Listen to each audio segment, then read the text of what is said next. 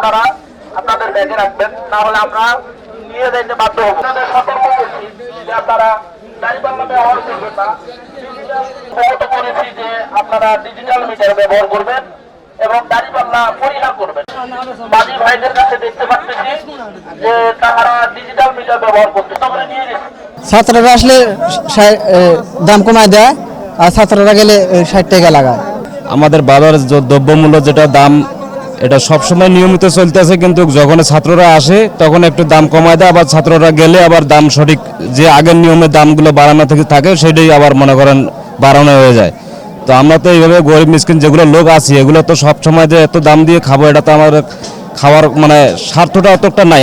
আগুন বাইগুন 60 টাকা 70 টাকা কিনছি, আর এখন মনে করেন 40 টাকা আছে, 50 টাকা আছে, মানে ঢেঁড়স তাই 40 টাকা আসছে, কচু 50-40 আসছে, আলু 55 টাকা আসছে।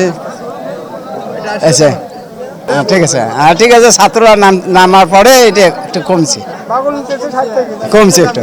এই এদের যে মূল্য তালিকা, কোনো দোকানের তালিকাও নাই এদের মূল্যের সঙ্গে, এবং কৃষি বিপণন অধিদপ্তরের তালিকার সঙ্গে কোনো মিল নেই। কিন্তু আমরা যখন আসি কিছুটা হলেও কম থাকে, কিন্তু আমরা যা শুনতে পারলাম, আমরা যখন বাজার থেকে বেরিয়ে চলে যাই তখন দেখা যায় আগের মতো রেটটা বৃদ্ধি পায়। আমরা প্রতিটা দোকানে গেছি, সেখানে গিয়ে দেখলাম যে প্রতিটা শিলে হচ্ছে 20 গ্রাম করে কম, তারপরে হচ্ছে ডিজিটাল ছিল না। তো আমরা 3 হাট পরিশ্রম করার পর সাধারণ মানুষকে আমরা মূলত সচেতন করেছি যে যাদের কাছে ডিজিটাল আছে তারাই শুধু ডিজিটালের কাছে আপনারা জিনিস কিনবেন, আর যাদের ডিজিটাল নাই আমরা তাদেরকে সচেতন করতেছি এবং তাদেরকে আমরা বলতেছি যে পরবর্তী হাটে আমরা আপনাদের ডিজিটাল যেন থাকে। আর হচ্ছে আমাদের বাজার মনিটরিংয়ের মাধ্যমে যেভাবে স্বচ্ছ হচ্ছে, এভাবে আমাদের দেশ একদিন স্বচ্ছ হবে। আমাদের দেশ থেকে সকল দুর্নীতি অন্যায় সব দূর হবে। আমরা আরও সামনে এগিয়ে যাব ইনশাআল্লাহ।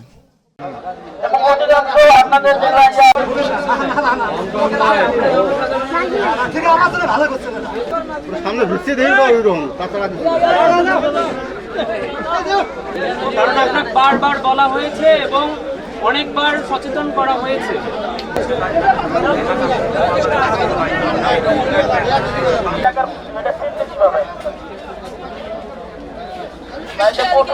আপনি আমাকে শুধু এটা বুঝাবেন যে এটা আমাদের জায়গার বস্তু আর এটা পুকুরের বস্তু।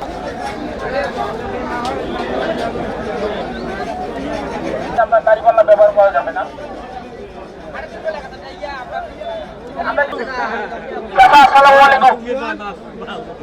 দোকানটা শাড়ি দড়ি শিলপাল্লা আনবেন না। হাতটা উপরে করেন। হ্যাঁ, আপনি এখন এইভাবে দেখেন। আপনি আরো কত করে বিক্রি করতেছেন আজকে? এটা আমরা এর আগে আপনাকে বলি নাই যে আলু ওনাকে দেখাইতে বলেন, ওনাকে দেখাইতে বলেন যে উনি 50 টাকা কেজি আছে। এখন যদি আমরা হ্যাঁ